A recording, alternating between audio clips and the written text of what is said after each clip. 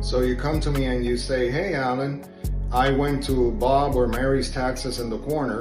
They did my return. They did the return wrong, or whatever the case may be. Now the IRS is after me.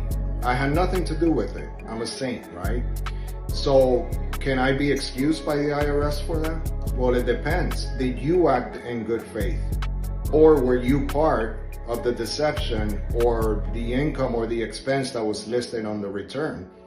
If in fact you were not part of it, you acted in good faith, and the actual provider messed up your return or gave you wrong advice or something, then in those particular cases, then yes, you may be excused from those penalties.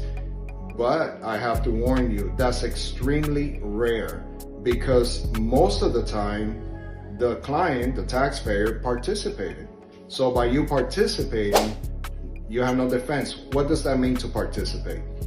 For instance, you go to Bob and Mary because they can get you a bigger deduction, right? So they'll come up with all sorts of these beautiful expenses for your Schedule C that you and I know that they're not real. You and the tax preparer know that they're not real. But then when they catch you, you want the IRS to have mercy on you, and you say, it was the tax preparer, I had nothing to do with it. If you participated in that transaction, then you have no defense.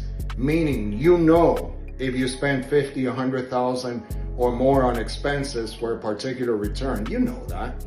You cannot later come back and say, well, it was them.